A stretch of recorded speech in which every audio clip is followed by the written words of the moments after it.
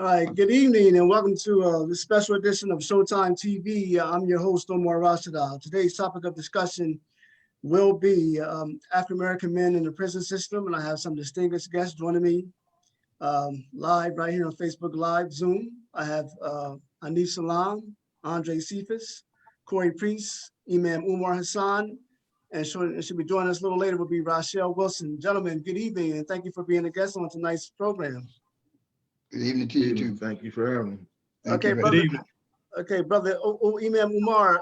I don't see your face. I just see your name, so I think you need to turn your video on if you get a chance. Oh yeah, you know I ain't used to this kind of stuff now.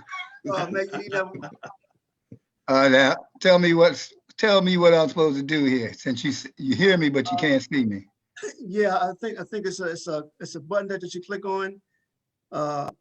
Gentlemen may know better than me. I think it's a red camera icon. The camera icon. There you go. We on now? Not yet, but you can work. Yeah, just keep working on it. Hey, Rachelle, how you doing, Rachelle Wilson? Okay, hey, Rachelle. You're on mute, Rachelle. You gotta unmute yourself.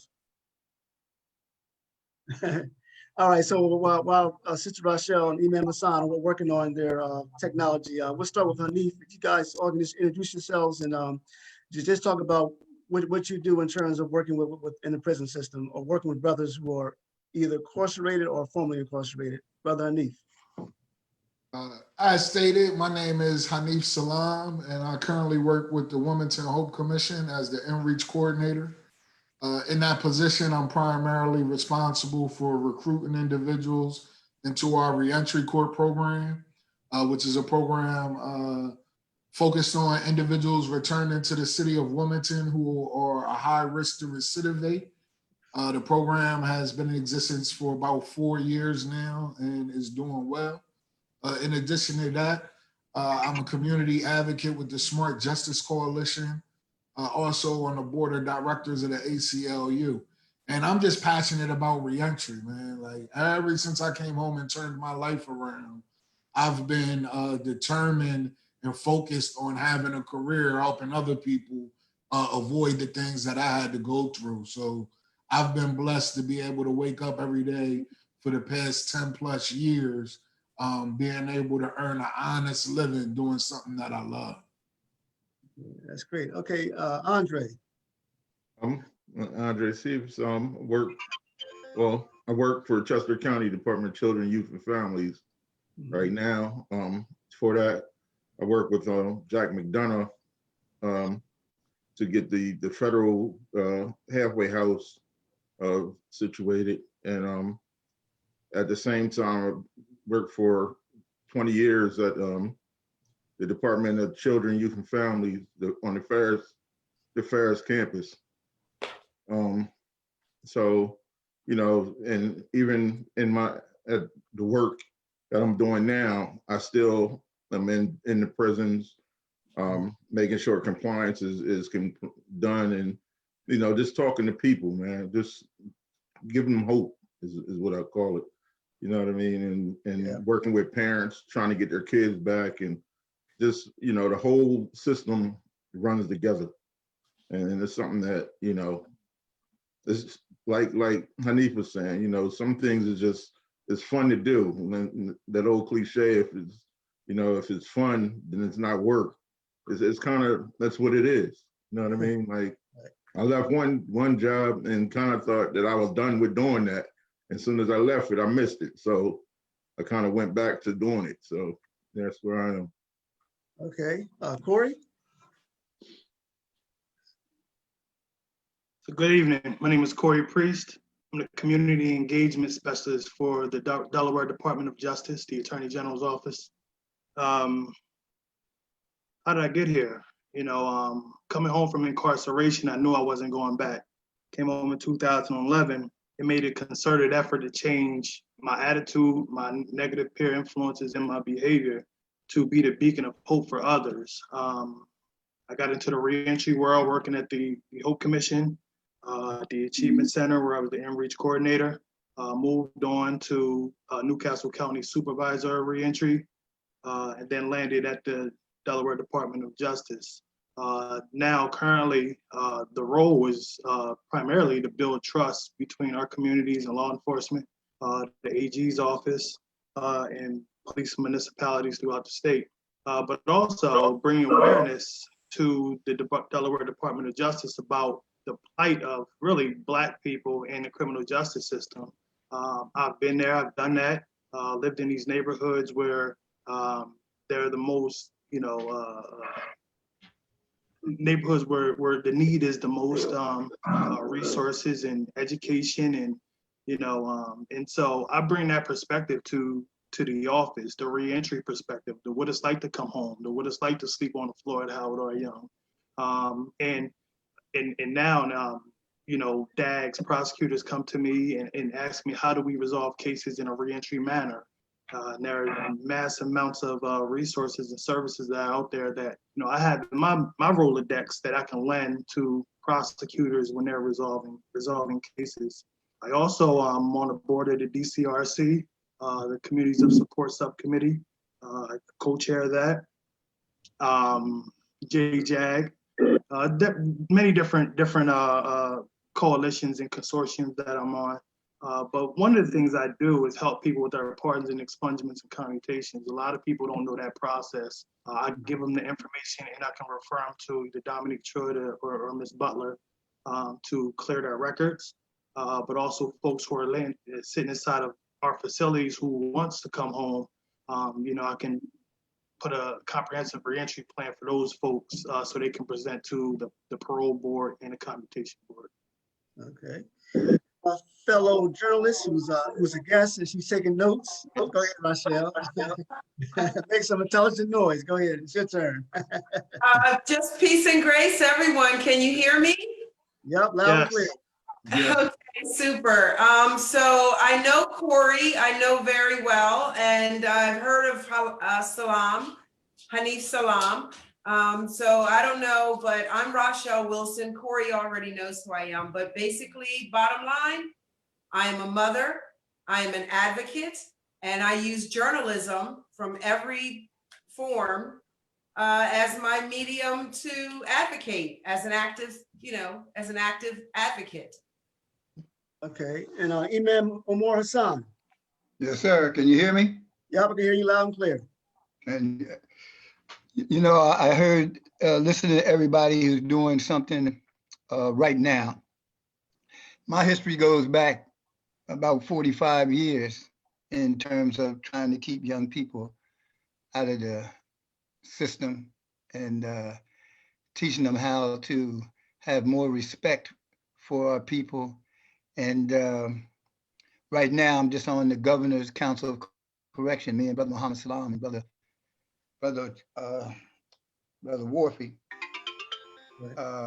who's the chairman of it, and Muhammad is the vice chairman of it, and I'm on it. Our hat committee to bring the issues of the council up to Wilmington, where we can get more people involved in after they're arrested. What should you do with them? And our analysis around the country is that Delaware does absolutely nothing. No educational programs, no reconstruction of their lives program. So, for the last 40-some years, me and Muhammad have been going in the prisons doing khutbahs, doing sermons, and trying to let them know these three things I teach is how you got here, how you're going to get out, and how you're going to stay out. And like every month, when I get downhearted about what I see, somebody comes up to me and tells me, I never forgot what you said. I ain't been to jail in 16 years, all that kind of things. So at the masjid, I'm the assistant imam at Masjid Al-Kawthar, the Muslim Center of Wilmington. I'm the president of the West Center City Neighborhood Planning Advisory Council, who's getting ready to do a re-entry of homes. We're getting ready to do faith-based homes for homeless women with children. And we're getting ready to do the things that I hear these young people talking about, just going out there with Brother Ty Johnson and go out on the corners and teach them the word of God as a role to make them better understand their position as a human being in this country. and in the world. And I want to say this, that John Rockefeller made a statement, because when we talk about incarceration of Black children, Black people, we have to go back to the source of how this came into existence. You know, this country has a terrible habit of blaming the victim. John Rockefeller said we have to teach them as much as we can that they are not in the humanity, that they are Black, they're colored, they're coons, they're even African, which is a European name, which makes the kid feel like he doesn't see himself he doesn't see himself as being a decent human being. You know, the alcoholism, the drugs, and etc., the breakup of the family structure, all these things contribute to our people, our young men, getting into crime. That's the only thing that's left open for them when you hit the streets. And Haneef knows about that, and a couple of other brothers. So anyway, that's what I do right now. Okay, you know, Miss Rachelle Alexander wrote a book, The New Jim Crow, where she talks about the mass incarceration of African American men in this country. In Delaware, Corie or Haneef, do you know the numbers of what is the population of African American men that's locked up here in Delaware? I mean, I guess that's the Hughes Young's Correctional Center, that's Georgetown, Smyrna. I mean, what are the numbers? I don't know the specific numbers here in Delaware, but I do know that Michelle Alexandra highlights that I believe in 2004, we had more African American males in incarceration than we ever had in slavery, right?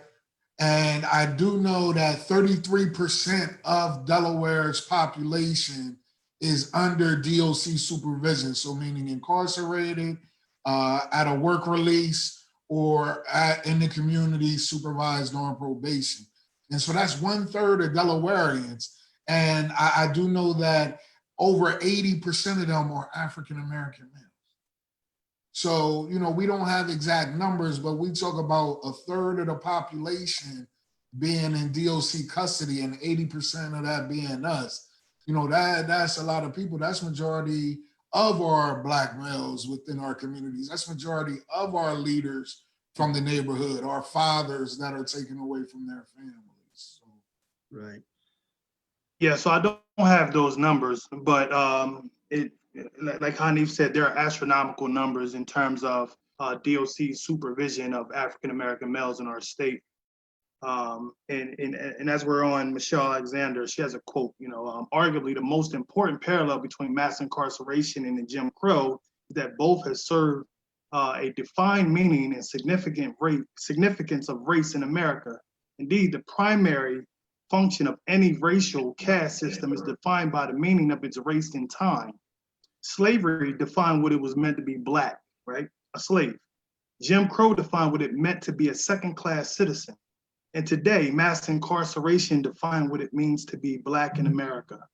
And all of those three things define Black men in America, right? And nothing has contributed to mass incarceration in the United States than the war on drugs back in the late 80s, early 90s. That contributed to this idea that, you know, Black men are criminal, right? And so how do we, as Black men, dispel that amongst white people? You know, it takes what we're doing here today, having discussions about it, and being proximate and being close, you know, with folks who think that we're all criminal. You know, and mind you, I work at the Department of Justice. They hired me, someone who they prosecuted. Right, the first of its kind in the country that an agency can hire someone that they formally prosecuted. You know, and it's part of my role to dispel the myths of Black men who have been through the criminal justice system, even with my office, right? And so we touch on great points here. All right. You know, when I was thinking about this show, I was thinking about 3 stages that popped in my mind. Let's go back to the African American male as a child. I guess when we all went to school, we saw a majority of the kids that were sent to detention or suspended were African American men. That's elementary / junior high. Okay, stage number 2, Ferris. So majority of African American young men applying in Ferris were probably kicked out of school because quote unquote behavioral problems. So they in Ferris, what, 2, 3, 4 years, and I'm not sure what's the length. And then down from teenager to adulthood, when in adulthood, they get arrested and sent to prison. Andre, is this a common thing that you have seen throughout your career and throughout your childhood and your upbringing? Pretty much, yeah. I mean, I grew up between Riverside and Eastside, so Okay. that was kind of what it was. I mean, and you know, to be fair, everybody, well, I'm not gonna say everybody, but majority of people did what everybody else did. You know, it's like, so it's a situation where you know, you look at things for, you know, what they are. And when it, you know, as a kid, I can remember, you know, we had teachers coming in that you knew the teachers that cared about you, you know, the teachers that didn't like you, plain and simple. Mm-hmm.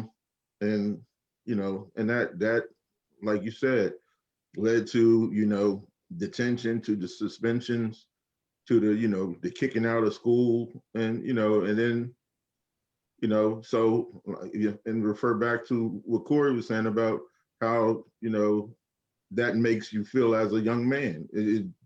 It you know, kind of takes everything that you have to continue, even the best student.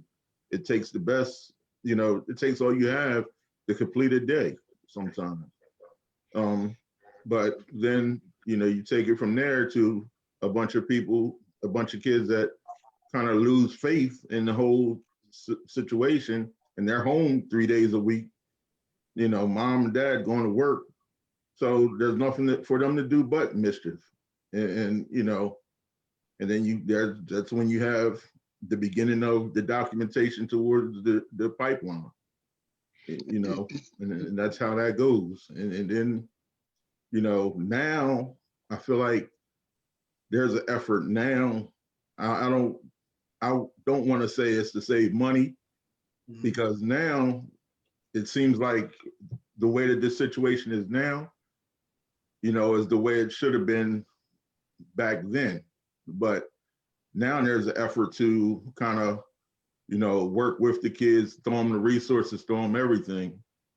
And we're kind of at a place now where we need our kids to sit back for a little bit and rest, because right now our kids are dying out here. So it's I feel like, you know, the back in the day way of Ferris and detention, and the way that things were done then was a little bit rougher, but it bred more respect. Whereas now it's kind of light, but it's not getting to the root of the problems of our communities. It's, in fact, it's sending the message that, you know, that we're soft. So it's kind of, for lack of a better word, emasculating the Black male, because they don't get the rough, you know, the hard issues. They don't get the hard speak, the hard tone that they need from a man, specifically a Black man. You actually, you know, so now what happens is, you know, they're in a situation where they think, you know, they can just go and do what they please, and it sets them up for a long time, you know, a long incarceration time. Umar. Yes, go ahead. Sure. I want to go back just to the beginning of this mass incarceration on the level that it's on right now. The 1978-79 school desegregation breakup of the Wilmington public school system in Delaware is a major cause of the children having that kind of feeling that this brother Cephas is talking about. They went in 4 different school districts. Even the police chief right now of Wilmington said he'd never been in a town this small that had 4 school districts. And in those 4 school districts, we had lack of information about Wilmington, Delaware, like being an underground railroad station. The Club Bay began being a jazz capital on the East Coast. So in her book, she also talks about, well, in Delaware, 65 to 85% of them kids incarcerated have only can read and comprehension on a 6th grade level. So they're going to get in trouble if that's the case. And like the brother just said, once you go to school with these people, we had a bunch of, I ain't gonna call names, I'm getting ready to call some names. You got a bunch of people that got leadership roles in the 4 different school districts that didn't have the guts and the humanity to stand up for our children. So like the brother said, then they go from classroom to special ed, from special ed to suspension to the detention center, and from the detention center to Gander Hill, Smyrna, and etc. So for me, as a religious leader, and I humbly say this, the secular community is a part of the problem why this is happening. And our spiritual community, our churches, our mosques, our synagogues, yeah, they're giving up a lot of things for kids now. You know why? Because white kids are just as bad as our kids in the system now. When I go to see my family down in jail, I see white families in there, more so than I see African American families in there. So, and the one thing that you know, from my spiritual perspective and historical perspective is that, look at this. When police shoot an unarmed Black kid, how did they get away with it? Because the Dred Scott decision was in his favor until they asked him what was his nationality. And he said he was colored. And they took away his victory and gave it away. So our thing, what I'm teaching the kids about nationality and birthright. My last name El and the last name Bay are on the Constitution of this country. How many Black kids, so-called Black kids, know that? How many white kids know that?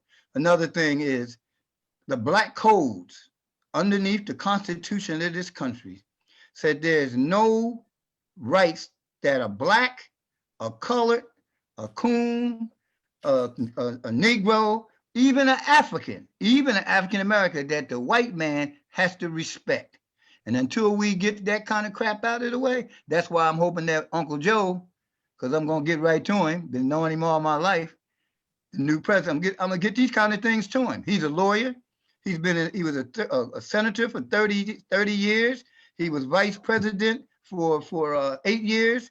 And they still got outhouses down in Milford. So now for him to really do something in our community, he can educate like these young people right here and put us in some type of positions in coalitions that we can get to the root of this. Do you know the 300 kids that they sent out of state? Most of them don't want to come back here. They got plumbing, they got carpentry, they got all these kind of skills. They don't even want to come back here. So my point of saying that is that the spiritual community, the faith-based community, and our new president, Joe Biden, and whoever he's going to put in authority over this, has to come to our table and come up with some money to do this. There's a Caucasian lady told me 20 years ago, there's 1 million corporations in the state of Delaware. She said there should be no poverty in Delaware. Let's see what Uncle Joe's going to do on his term in office. And I'm praying that he gets to that point, because believe me, as being on the council of the governor's corrections, I told him when he came into office that you inherited a situation. Let's see what you're going to do about it. And he said, I'm going to do all that I can do about it. Well, they just had a cold virus epidemic in a unit in Smyrna. And my people down there said, because they don't put the bleach in every day and blah, blah, blah, blah, blah. So, you know, we got to stop letting them blame us for all this, because we do have poor leadership to some degree. But if we can all unite with all the things that we're trying to do to prevent losing our children. I got 34 grandchildren and 22 great grandchildren. I tell people I'm not fighting like hell no more, because all we've been catching is hell. I'm going to fight like heaven now, and maybe we'll come to heaven, because Black Wall Street that lets us know that we weren't an unintelligent economic people, and that we could get those things back together again, God willing. That's what I'm all about at 73 years old.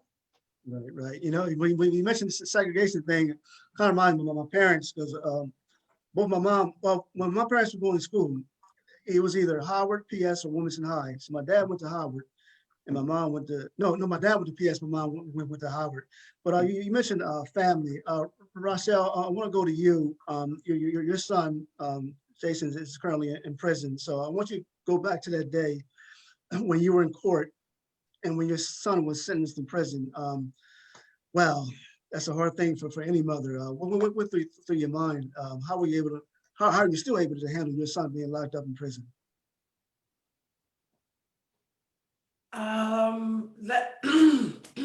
Okay, I will definitely answer that. First, let me say, I applaud each and every one of your guests, the strong brothers, the men on the show today, including yourself. Absolutely fabulous.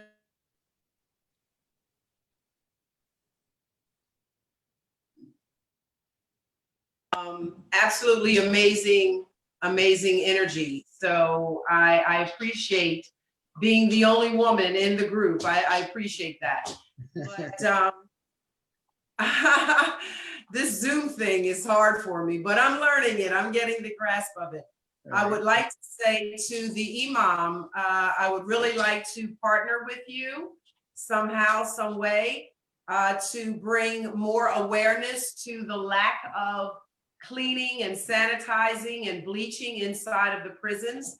As a mother, I just on Friday, today is Tuesday, and on Friday, I received word that my son had been placed into quarantine as a direct result of the COVID, the lack of cleaning. So I'm definitely going to advocate for that, and I would love to partner with you in doing that, Imam. But on the day that my son was sentenced, I sat in a courtroom and it was full. People were everywhere. And I had heard rumors about the judge. They called him the grave digger. And I didn't know why, but I do now. But they called him the grave digger. And when he sentenced my son to 25 years of incarceration, I was in shock. And I turned to the person next to me and I said, "What did he say?"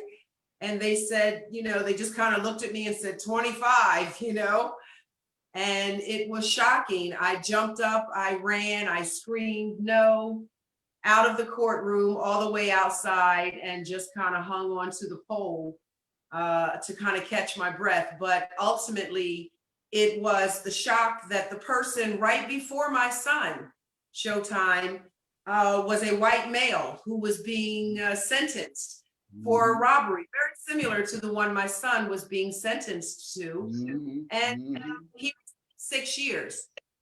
That was the beginning of my journey, because I didn't understand that. How does that happen? I had so many questions and I didn't understand. Of course, now, 11, almost 12 years later, I have the answers to those questions. And I can only say that I am in agreement with what all of your guests have said tonight. All of the brothers are speaking absolute truth. But I will share this with your question you asked earlier, just to be sure. According to the U.S. Bureau of Justice Statistics, in 2018, Black males accounted for 34% of the total male population, while of prison population, incarcerated population, while white males were at 29%, Hispanic at 24%. So there is definitely a problem. And I also agree with the brother, pardon me for not remembering your name exactly, but the brother that spoke to the psychological warfare. We go from classroom to detention, after school detention, to suspension, and then to Ferris, and from Ferris to the big house, So it is definitely psychological warfare on our boys. You know, it doesn't do them any good to be made to feel less than, but that's the age-old story for hundreds of years, right? Right, definitely. I want to go back to Haneef and Corie as we continue this conversation. I want to ask you a similar question as I asked Rachelle. Corie, I'm gonna start off with you, then Haneef. Three-part question. When you were sentenced to prison, man, what was going through your mind? A, B, what was your experience like in prison? And C, once you got released from prison, what helped you, what shaped you to change your way of life? What made you the positive brothers that you are today? Corie. So, so when I was out selling drugs, I knew what my crime would lead to. I knew it would lead to jail if I got caught. So in my mind, in my sick thinking, I was like, all right, don't get caught with this amount because I would get a 5-year minimum mandatory. Get caught with less than that, and I'm all right with the 2. And so that was just because I knew what I was doing. If I got caught, I'm gonna stand on my own 2 and take my time for what it is. But once I got to jail after, well, first, taking the plea, right? My plea was for 30 months. My judge ended up knocking off the 6 months. It was a 2-year minimum mandatory for trafficking marijuana. I got caught with 65 pounds. And so I knew if I got caught with 101, I'd do 5 years minimum mandatory. So I knew to get caught with less than that, of course. But and so when I go to court to take the plea, and the judge knocked off, 6 months of the 30 months, and I was like, something in me was just like, yo, this is not for me. This is not a punishment. I think I'm meant to go through this sentence. So when I got to jail, for real, to be honest, man, I just figured out a way to change myself. Like, it was all about me and how I was going to change myself, because I knew I wasn't going back to jail. And so it was like I was the advocate on the pod. Like, I was moving from W to Z to T, and in each time I would meet different people with different skill sets and qualities about themselves. And so I was like, I was the advocate on the pod. I was the one talking to people's baby moms on the phone, being the counselor. I knew how to ball. So I looked at jail as purposeful. I looked at it as a purpose, and how was I going to make that time useful for me? So I never talked about the game. I never talked about, how I supplied the tri-state, none of that stuff.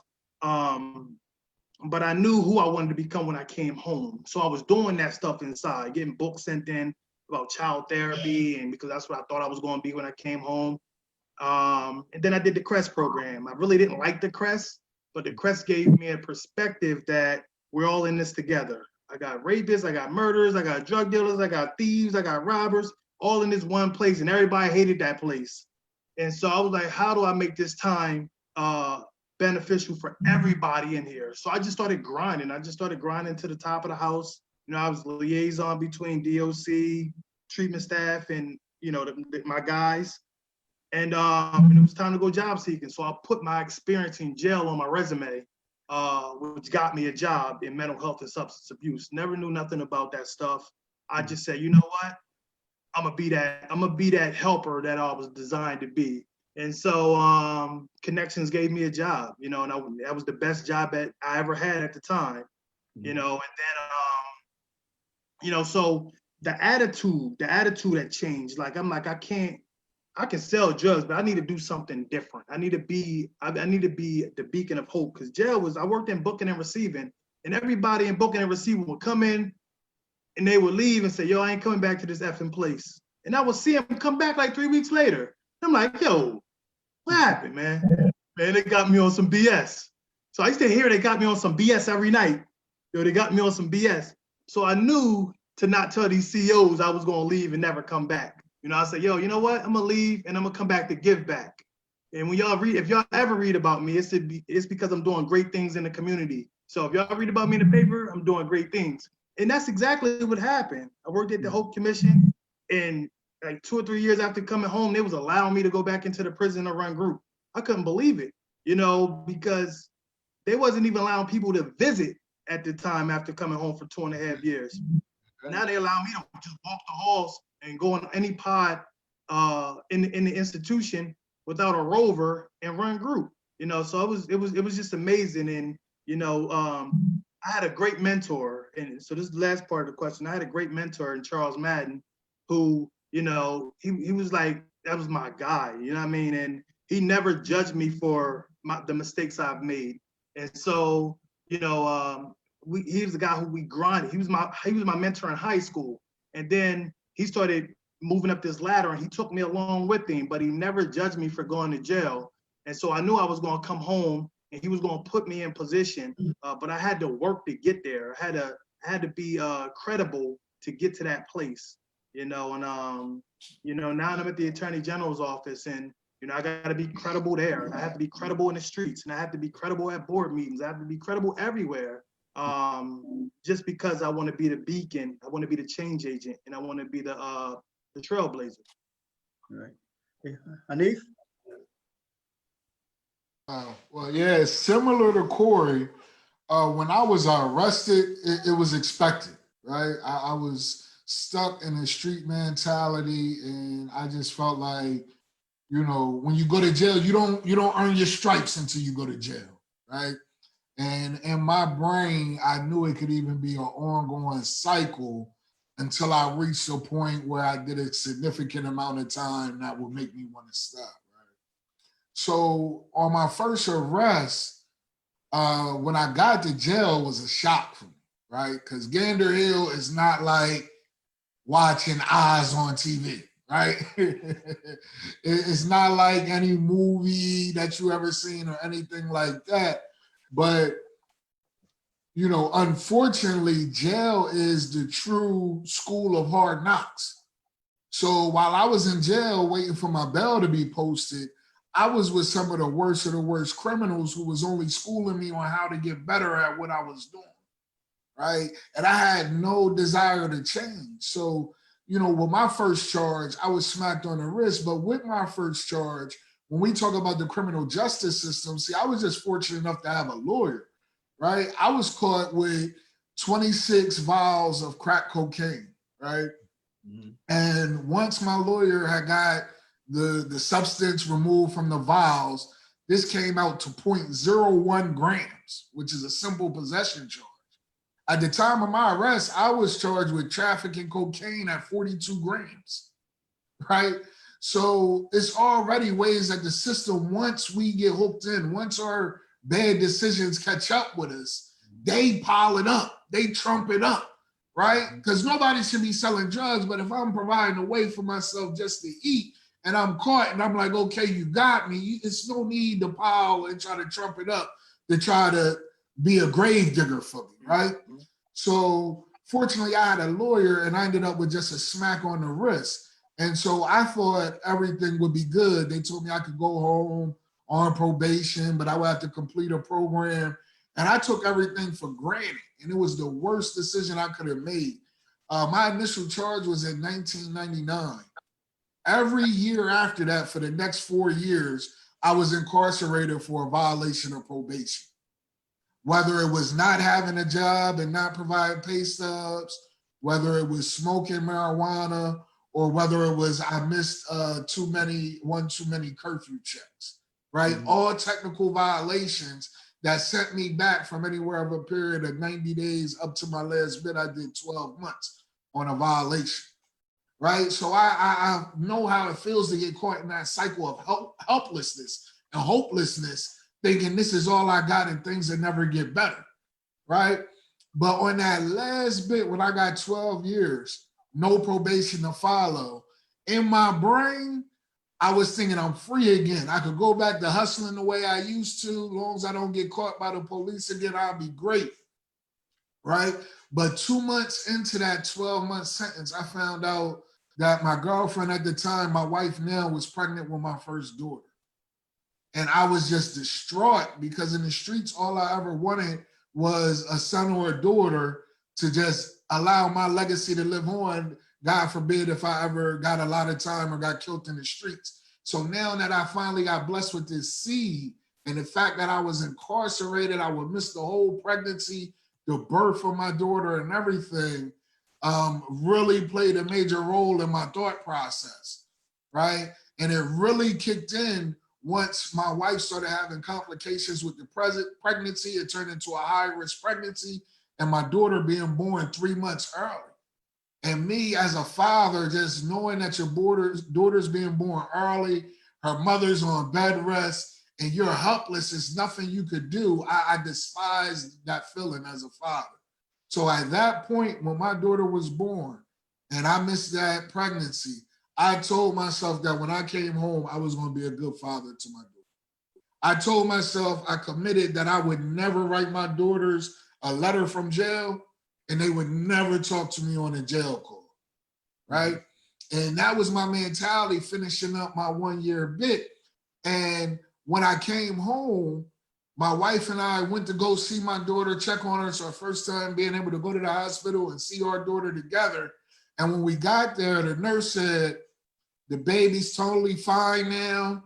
You guys can come back tomorrow morning with a car seat, pick her up and take her home.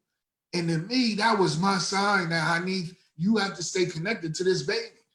This baby was born 3 months early, right? Waited for you to come home and then was able to come home the very next day after I came home. So I had a feeling on the inside that if I ever separated myself from my daughter, it was a matter of life or death. And that's where my motivation and determination came. But this was 2003, and at this time, re-entry was not even a term used in Delaware, right? At this time, most vocational training programs and nonprofit programs excluded people with felony charges from even participating, right? It took me 90 days after being released to get my first job. And I had to humble myself and take a job at TGI Fridays as a waiter, right? So I tell people all the time, like, when you come home and you serious about staying home, your mindset will change. I went from being a hustler to being a waiter and being all right with it, because I knew this is the path that I needed to take to be a father to my daughter.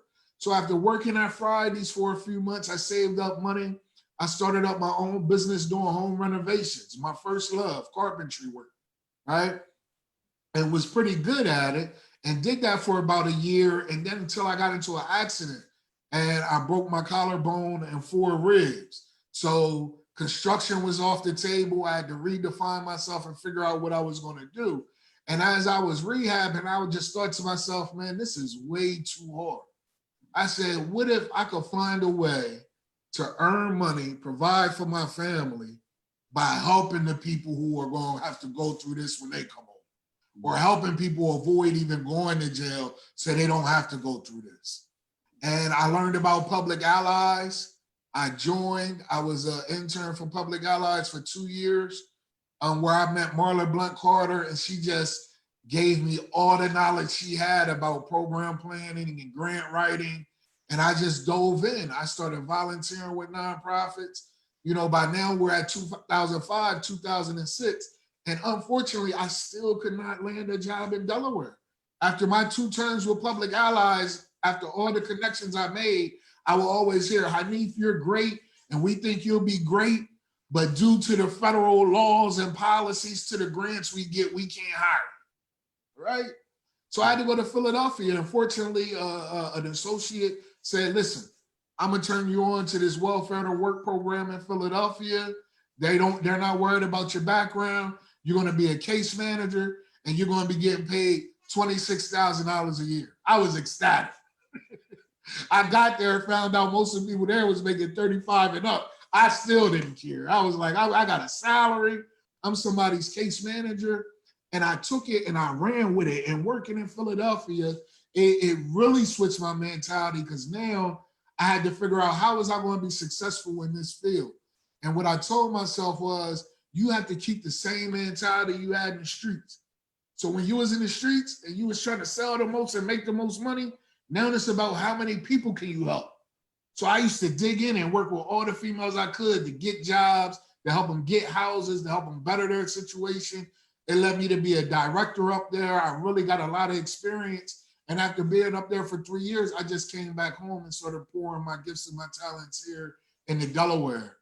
And I was the president of the Delaware Reentry Consortium, which had a lot of influence with Governor Markell creating Executive Order 7, IADAT, which forced the departments to start communicating together and break their silos, right? I then became a senior planner for IADAT to help them to begin create reentry plans and assessing individuals' needs prior to release.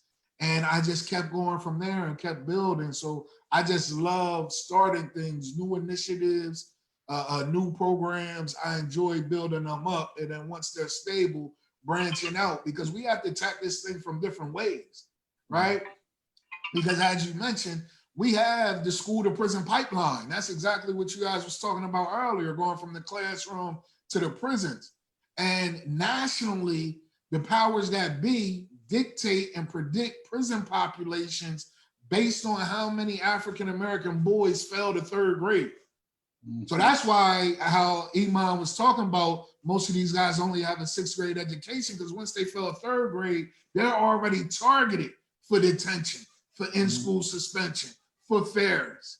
You know what I'm saying? So we got to attack it in multiple ways. For one, prevention, being able to pour into our youth and giving them other options before being incarcerated, right? During incarceration, being able to educate and give people the knowledge that people used to get degrees in jail. They cut that out after too many brothers came home and was getting themselves together and providing for their families. Right. And then we have to continue to pour the resources in reentry and helping our brothers when they get back to the community. Let me give a scenario. Joe Black was in prison for 20 years. He comes out. His neighborhood changed. Where he used to live at is boarded up, or houses were torn down and something else was built. He tries to look for a job, but there's no more paper applications. Everything's done on a computer. He has difficulty finding housing. His family is gone. So he says, you know what? I'm gonna commit another crime and go back to prison, because at least in prison, I got a roof over my head and I get 3 meals. Andre, how often does this happen? From the brothers Actually, that you spoke to. That talk is kind of, you know, for the most part, it's kind of, I call it hopeless talk, but that's kind of an everyday thought for some dudes. I mean, for some people, because you gotta remember, they did like you said 20 years. They have a routine. You know, they've learned how to live and adapted to how to live in prison. And once you learn how to live and adapt there, then it's a society like out here. You know what I mean? So, but, you know, the way you do that is, one, you have to hit him with services and make it a warm, you know, transition. It has to be, and that's where I think, like I feel like Delaware's finally caught on to what's needed.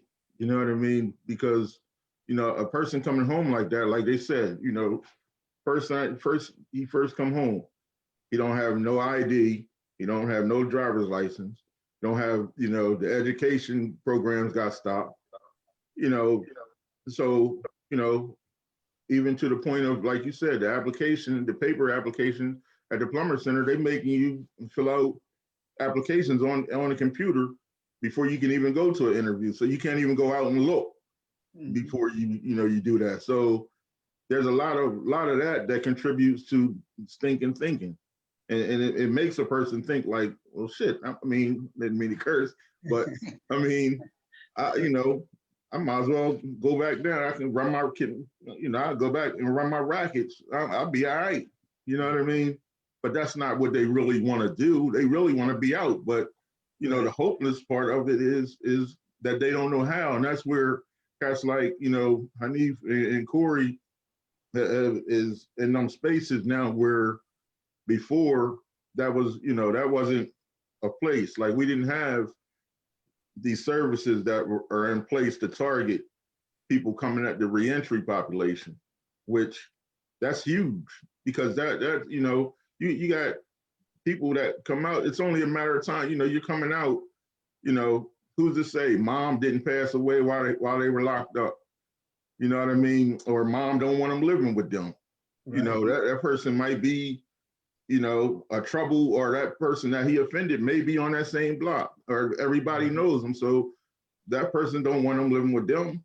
You know, they're a danger to them, as you know. So, you know, it's so many angles for a thought process like that, that, you know, the only thing we could hope for is that the resources that they could get the resources as fast as possible, and provided with some mentors and some hope to keep them going until they can get a job, or to keep them, you know, because like Haneef was saying, you know, I can remember applying for that job, the same job Corie has now.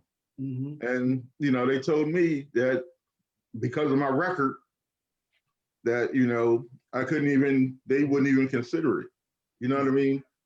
And, you know, that was then, until, you know, Kathy Jennings got in and realized, like, you don't need, you know, perfect people to do things with imperfect people. You know what I mean? Like, for so long, that's been the issue. Like, you're gonna put, you know, you're gonna look for this type of criteria, a person that really hasn't done anything, clean slate, where, you know, there's no such thing as a clean slate. They didn't get caught. But that goes back to how we were policed versus how some neighborhoods are policed.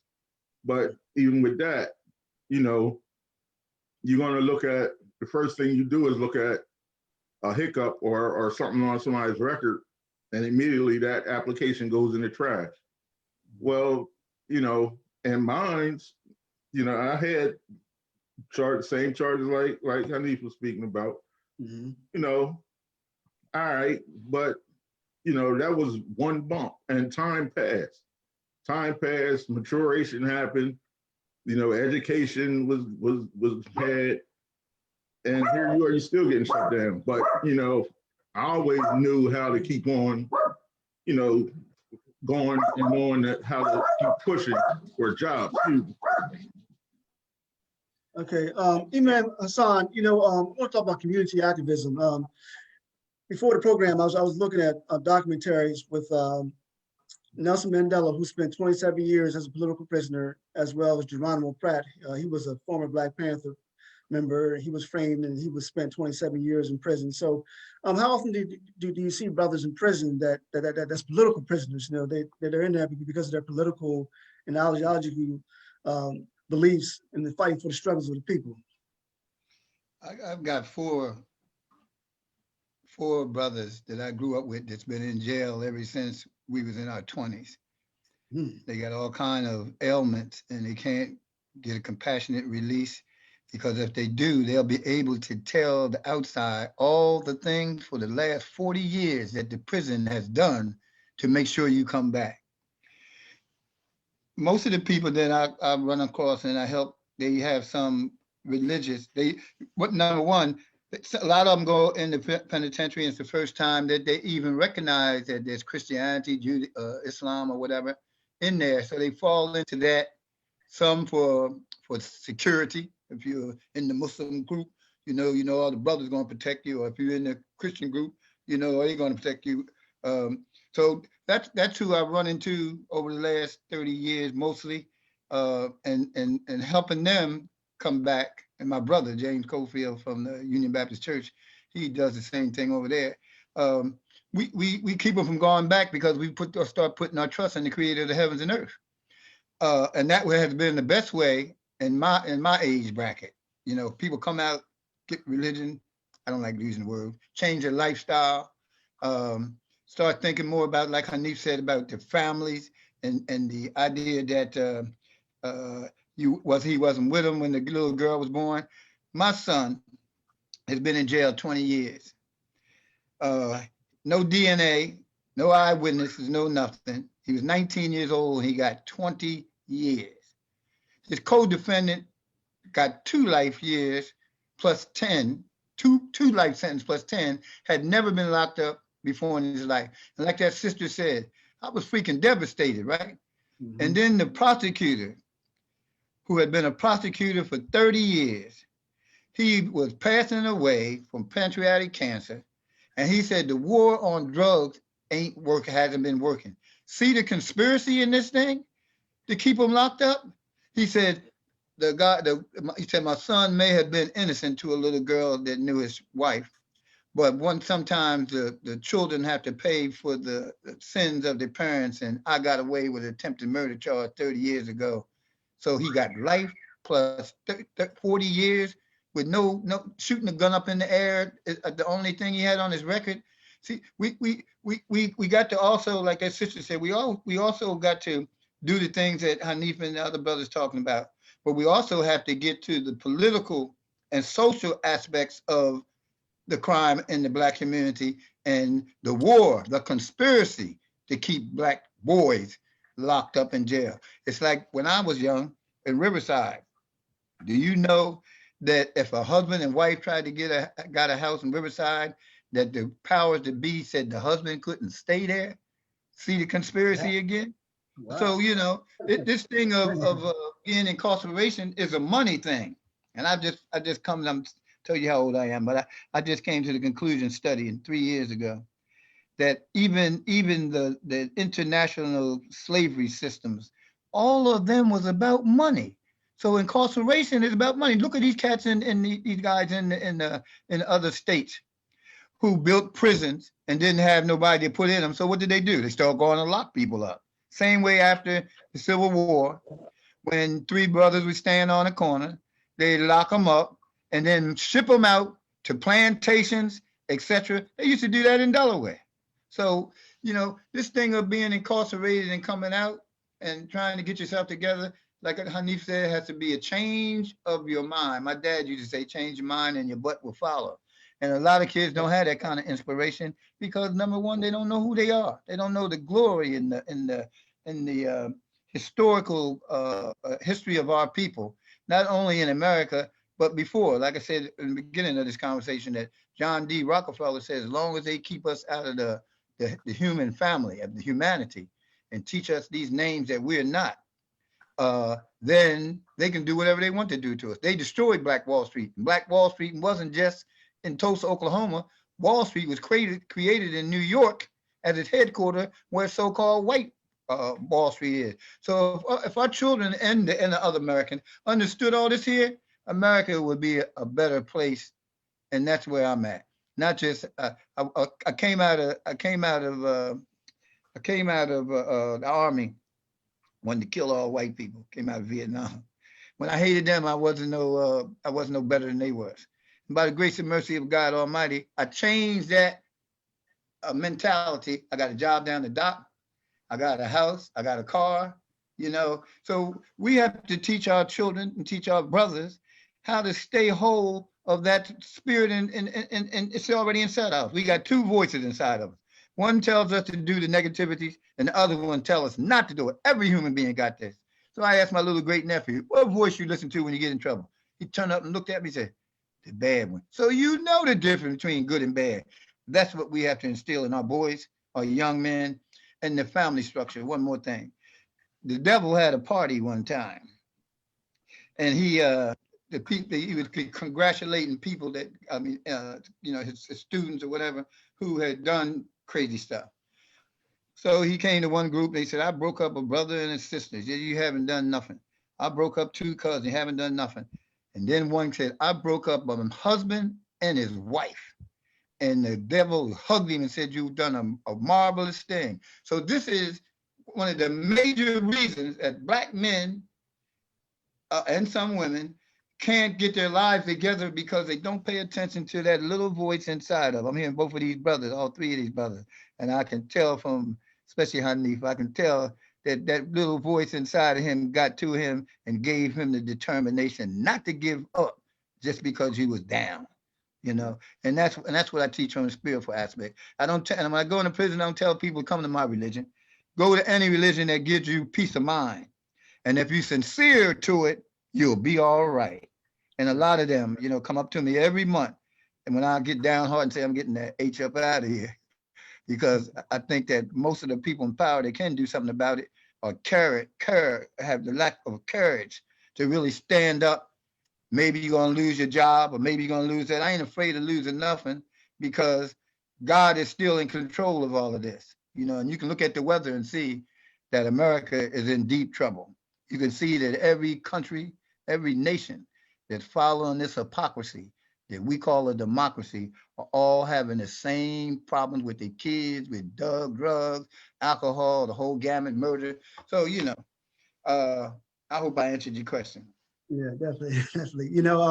When we look at the prison system, a lot of things we need to focus on is one of the things we need to focus on is just the conditions inside the prison. Some people may be complaining about they're not getting their medications. Some people may be complaining they're not getting mental health services. They're not seeing a doctor. They're not getting their medications. Some people talking about the conditions are terrible, overcrowded prisons and things of that nature. There, I know, Rachelle, I know that you've addressed maybe about a year ago. You had interviewed some brothers. I think they might have been in a plumber center of some sort, but I know you're heavily involved with what goes on in the prisons, with your son being there.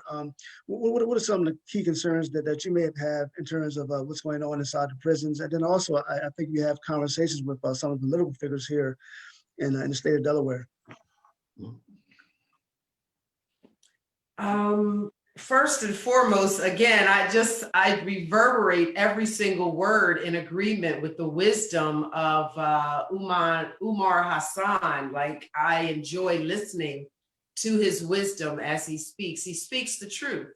Right. If I could speak to any particular concern with the prison, it's probably the things that I don't want to know about, the things that perhaps Corie and Haneef could tell me. Excuse me, about some of the things that go on in prison. I don't like to know about those things. I don't need to know about them. I'm a mother, and as a mother, I sleep at night sometimes, and I have dreams or I have thoughts, and sometimes I can't sleep because I'm having dreams or thoughts or visions of terrible, terrible things inside of the prison. And because now I'm politically connected, because now I've made relationships with our elected officials, our public servants, engaging them in conversations, validate and confirmed that there are some really, really terrible, inhumane things that take place inside of the prison. So as a mom, I definitely don't want my son to experience any of those things. But I think no human being should have to experience them. You see, when I first started, it was all about my child. That's all it was. I was a mom fighting for her son because that's all I knew. That's all I could think of. After 9 years of studying the law and becoming familiar with the law, criminal law and the uniform commercial codes and things of that nature. That's why I can agree with Umar Hassan, because it is profit. It's always about money, and it goes so much deeper than many people know. I mean, just looking at the QSIP number on our birth certificate says how much we are worth as people, with the Black man having the highest value of all. So Corie and all of the other brothers, I'm saying there's a price tag on their head. But when I realized, some things that my son had shared with me about prison and his experience, it was actually him. It was Justin who said to me, Mom, you've got to make this bigger than just me. There's so many other people in here that need help. And he told me the horror stories. So, I had no choice but to really get involved on a deeper level than just my own son. It had to be for all of them, for humanitarian decency. Like, let's just start there. Let's just start with humanitarian decency, and then we can work our way up to a whole lot of other things that need to be corrected in the correctional facility. But I have another meeting that I have to go to. Okay. So I just want to bid all of the brothers the very best from my heart as a Black woman, as a mother, as a queen, to each one of you for your story. And of course, always to you, Showtime. But if you would be so kind as to share my information with Mr. Hassan, I would love to talk with him moving forward and perhaps get him on my show as well. So Yeah, I got you. all of you, Thanks, please sis. feel free to consider me as a resource. I am a journalist and I'm on all of the different venues. So please feel free to consider me as a resource to get the word out, to advocate actively. You know, I'm in it to win it. I play to win. Okay, so, okay. Good night, Rachelle. Okay, so we'll stay in touch. Thanks for coming on. Hey, Take hey, care, Showtime. Uh-huh. Before you go to the next point, I just wanted to circle back to that and Oh, say, sure, like, sure. one of the major issues inside the facilities right now is this COVID-19, man. Yes. COVID-19 is infecting individuals and even killing individuals, right? If you look at the data, Delaware is 5th per capita of facilities in the country who have lost individuals to COVID.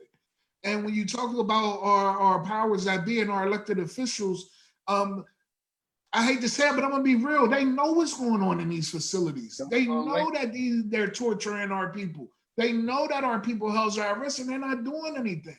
I was part of a coalition. Cleaning, they are not bleaching, they are not sanitizing, there is no social distance, and that's a problem. And I would love for everyone, somebody to stand with me and advocate for there to be some changes with that. Then that has to change. I will, Rochelle, because we fought this when COVID first came on, and the Commissioner DeMatteis refuted everything they said. I was even called a liar. I mean, it got so bad to the point they threatened Hope Commission funding just because I was speaking out on the conditions and highlighting the contradictory statements that they were making. But COVID-19 is a major issue. Medical attention to individuals is a major issue, especially people with behavioral health issues and/or opiate addictions. They're not getting the proper medications and/or the proper dosage to the medications. That's right. Like I was talking, just even if at a humanitarian level, the living conditions is not right. When I was doing groups in Gander Hill pre-COVID, you had housing units that said they were going days without being able to flush the toilets.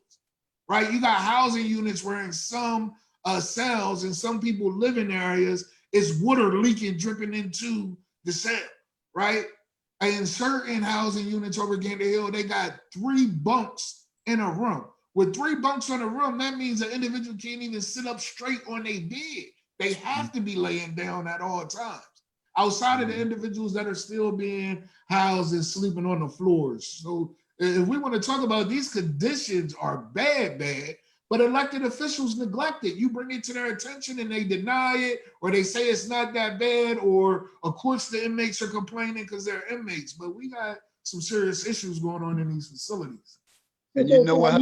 Join forces with me. Let's get together and come up with a plan. So get my phone number. You know my number. I'm available. I would love to join forces as a coalition and try to make a difference with this and be impactful. And Corie, that means you too. You got to get involved too.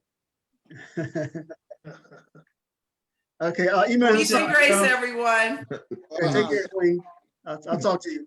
Okay, Imam Hassan, you wanted to add something? Yeah, come back to me. Yeah, she said it though. She said those conditions in there are so bad. And this, I'm going to be really at this woman. This woman that took the 2 black men's place as commissioner and bureau chief by the governor. Mm-hmm. This woman has no knowledge of the criminal justice system. And me and Muhammad Salam and Sherry Dorsey, right after the riot, we got permission from the commission to go in there. We went in there and we went straight to the lifers because the lifers are more in tune to what's going on completely. And they tried to trick Cherry because she was the chairman of the Stop the Death Penalty, and had her to come from Dover to Smyrna. And when she got in there, a certain retired judge and the 3 other people who got paid $100,000 to find out what the cause of the riot was, they put her in check like she has a moral responsibility to tell them or him who we talk to. And, you know, if you know Sherry said, I took my Michelle Obama's costume on and said, I don't know what y'all talking about, but we were volunteers to go in there. So if you're asking me who I talk to, I need to know who you talk to, because your report is not what's going on in Smyrna. So my point being that a lot of these guys say Georgetown is better than Smyrna. But in Georgetown, the racism is so intense, they still calling people boys, you know. But in Smyrna, let's look at this, the political thing. In Delaware, man, we don't have a Donald Trump. Our problems in Delaware ever since my last 50 years of my life has been the city Democratic Party, the county Democratic Party, and the state Democratic Party.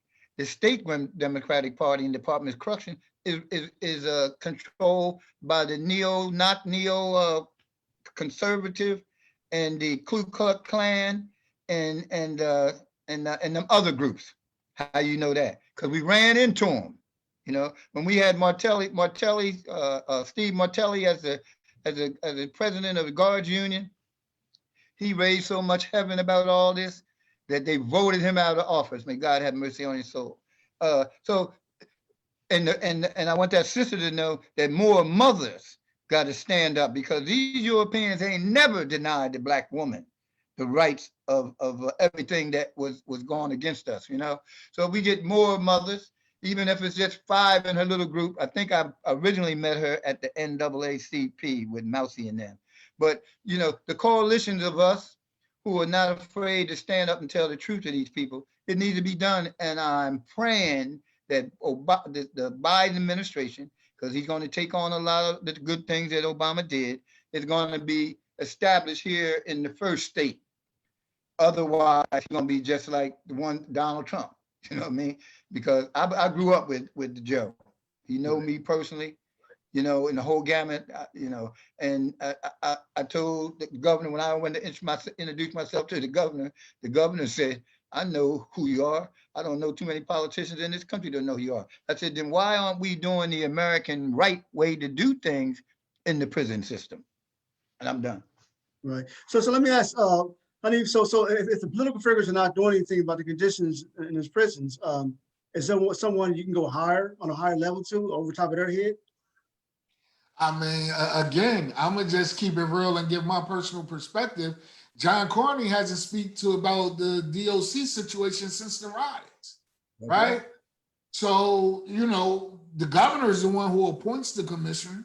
And if the governor don't want to address it, it's nowhere to go past that, right? I'm talking about even when we were addressing Claire DeMatteis, we had a representative, and I'll leave her name out of it, but we had somebody a part of the General Assembly who was a part of the coalition, who was a state representative.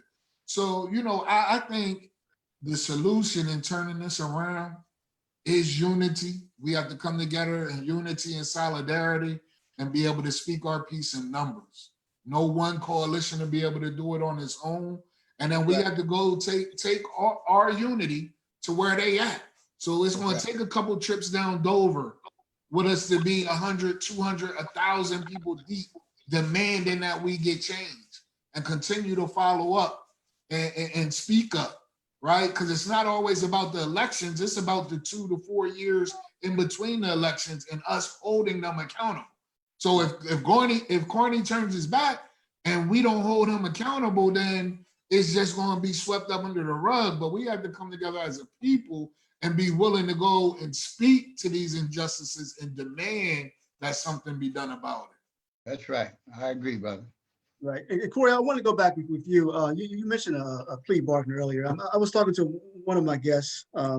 This is when I was on Channel 28, and he was saying that he got arrested, I think some drug charges, and he was innocent. The drugs was not his, but he said that he took a plea because if he didn't take a plea, or he may have been advised to take a plea by his public defender, that if he didn't take the plea, he was looking at a good number of years in prison. So, man, is that a common story that you hear? Yeah, so 95% of cases are resolved through pleas. And, you know, there are some people who say if I was pulled over in a car with 3 other individuals and, you know, no one's taking that gun charge, but I know it's not mine, but I don't want to go to trial because I might get that 5-man mandate. But I might take the plea just so I can get, you know, 18 months or a year, you know, when in fact it probably wasn't my gun, you know. But so I took a plea knowing it was mine, but I always say if I knew the collateral consequences that was associated with my plea, I probably wouldn't have took it. You know, during the time, there were roughly 790 collateral consequences associated with a convicted felon. You know, you can't become a barber, you can't vote at the time, you can't become a cab driver, you can't. There's a lot of can'ts to it, right? You can become a electrician or plumber. You know, so there was a lot of collateral consequences associated with felony convictions. And this was in 2009, between 2009 and 2011. Now, you know, you can vote, and now you can discretionary get those licensures. You know, so it's the tide has changed. But had I known that it would be a difficult trek after coming home because of my felony convictions, I might have reconsidered. You know, so when the judge said, hey, do you understand the totality of your plea? I said yes, but really I didn't. And really most people don't, because there are some consequences associated with it. And a lot of people do take pleas because you get punished for going to trial. You know, had I went to trial, I'd have been facing 11 years, minimum mandatory. So I'd have just been coming home this year. And I would have probably still been on probation had I went to trial. And so what could have, you know, 2 years got me that 11. I mean, what could have 11 years got me that 2 couldn't, right? I'm home.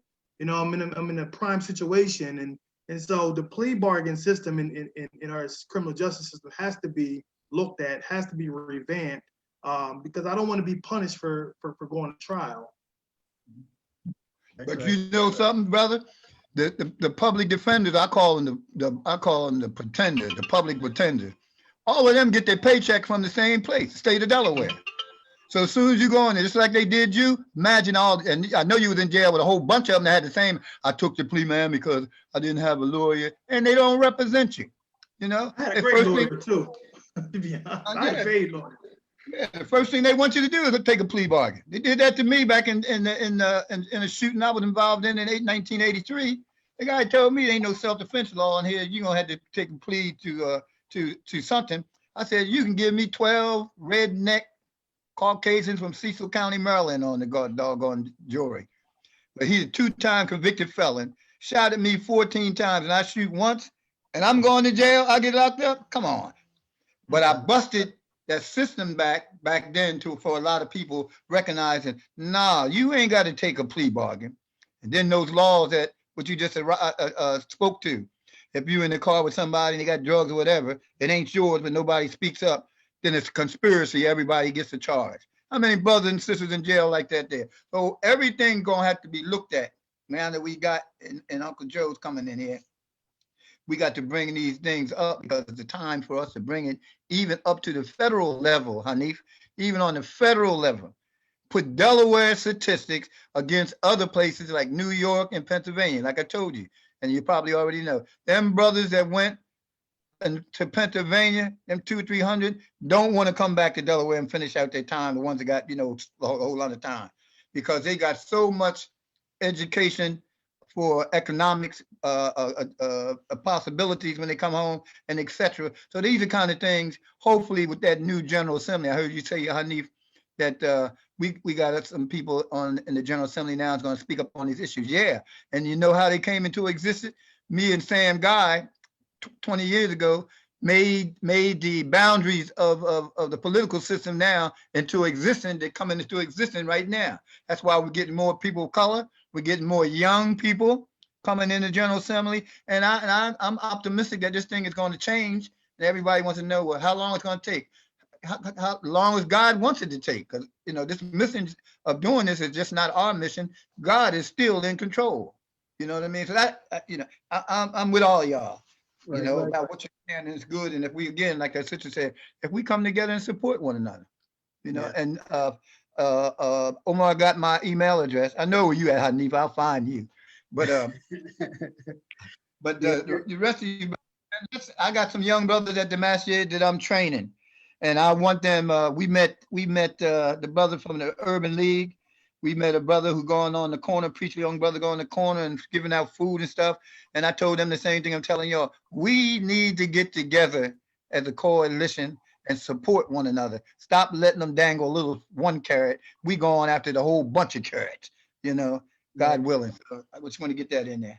Okay, so I'm gonna allow, we're coming to the end of the program. I'm gonna allow Corie, Andre, Haneef to say any final words in 2 minutes. If you want to leave your contact information for those who may be watching, may need to want to contact either one of you brothers. Let's start off with Corie. Yeah, so I really, really appreciate you, good brothers, and Sister Rachelle. I really enjoyed this time, man. I hope folks on Facebook reaches out to me. My email is Corie.priest@delaware.gov. Corie.priest, Priest@delaware.gov. My closing remarks, really, we talk about African American men, Black men in the criminal justice system. And I think everybody touched on this point, right? There's a mentality, there's a thought process into changing. Once we get the skills and tools to change our thoughts and our actions and our attitudes and our behaviors, man, and come home and be who we were designed to be as men, as Black men in our communities and in our families, then we will see that change.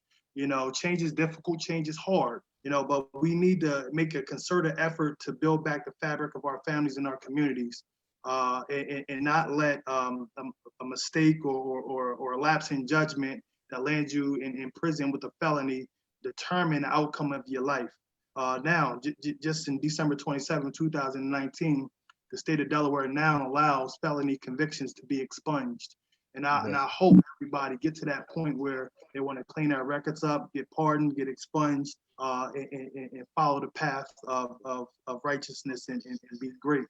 And so I'm here, I'm connected from top to bottom, resourceful. So if you want to reach out, please do so. Peace and love. Yeah, Andre. Yeah.